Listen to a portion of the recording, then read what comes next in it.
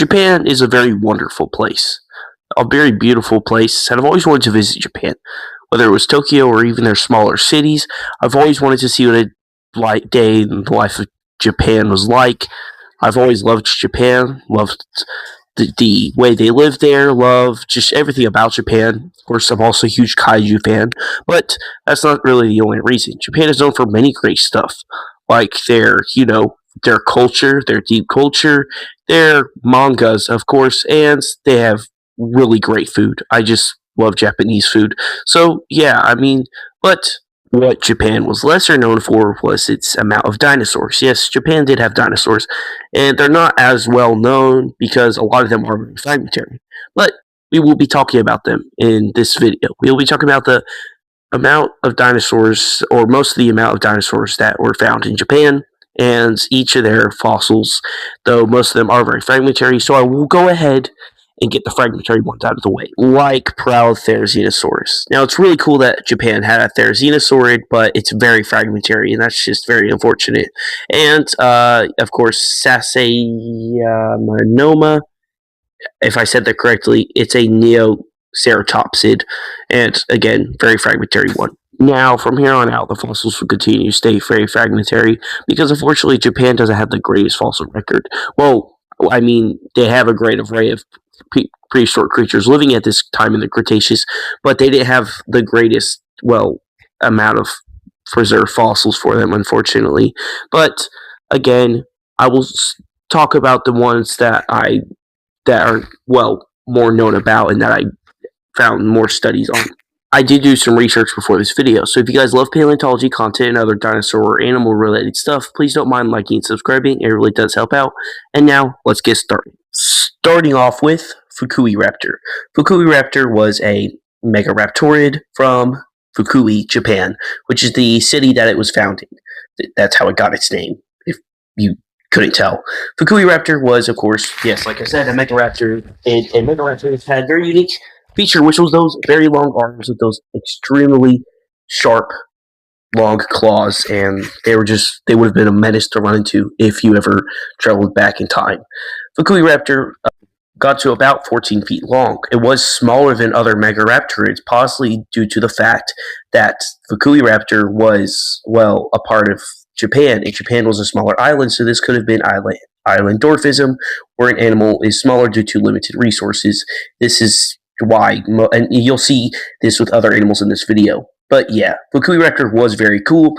Again, it just was a very amazing animal, and megaraptorids are very cool in general, and this being a smaller one makes it even more interesting. And Fukui Raptor, of course, would have used those long claws to slash and hold on to its prey as it tore through its flesh, which would have been menacingly ferocious of this animal, but that's what makes the megaraptor very cool.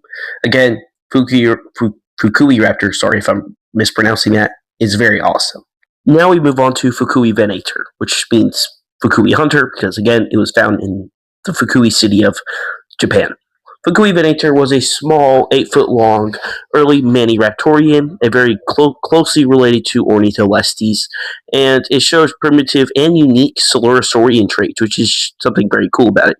It would have been also showed very similar traits to dromaeosaurids, but wasn't really a dromaeosaurid. Like I said, it was closer to Ornitholestes and helps link, the connections to the primitive Coelurosaurians. Overall, it's a really cool small theropod with only a few remains that we have of it. I guess we're going through all the Fukui dinosaurs on this list, because next is Fukui Titan, the only titanosaur on this list. And for a titanosaur, it was actually very small compared to other ones. This would be another case of insular, or possibly another case of insular dwarfism, because Japan's a very small island, or, small for dinosaurs to roam on. And Fukui Titan got to about 53 feet long, though this is based off of fragmentary remains, so we estimate it to be about this, and about 18 feet tall at the shoulders.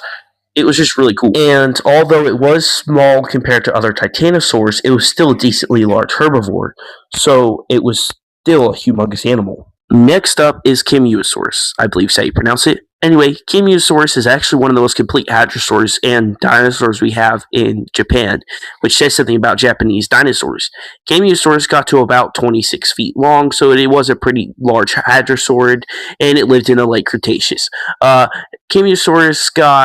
had very interesting features distinguishing it from other hadrosaurids, that it did have a notch on its cranial bone, and of course, it did have a faucet up towards its nasal bone, so that might suggest that it had a crest. So overall, a pretty cool hadrosaur. Next up is another hadrosaur, except this one's a little bit more fragmentary.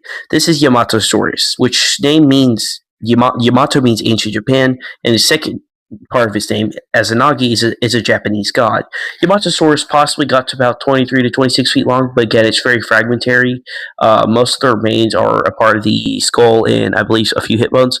But yeah, it wasn't. But what is interesting about Yamatosaurus is it was an early Cretaceous hadrosaur, which does help us understand some of the evolution. And it's good to have that early evolutionary link for these dinosaurs.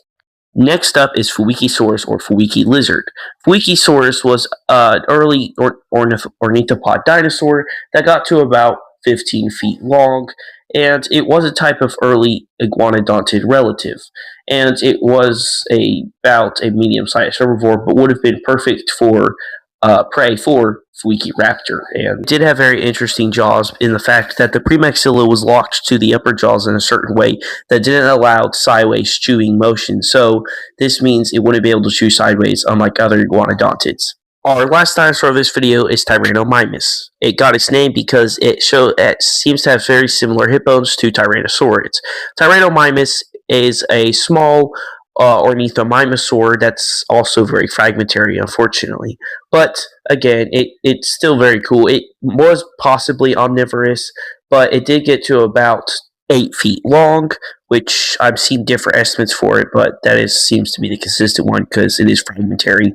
Tyrannomimus lived alongside Raptor and Fuikisaurus, and also it was related to the Dinochirus of Asia, being an ornithomimosaurian. So that is very cool. It is cool that it is an ornithomimosaurian, which is just really cool because it's a very small ornithomimosaurian. So yeah, I mean, most of the dinosaurs of Japan are just pretty crazy and awesome ones. My favorite being Raptor. So this was my fun, simple little dive into the dinosaur species found in Japan. Again, a lot of these were fragmentary, and I did as much of the research as I could. Some of these dinosaurs I learned were new to me doing this research, so this was really fun. I did enjoy doing this, and don't forget to like and subscribe. I will see you guys in another video.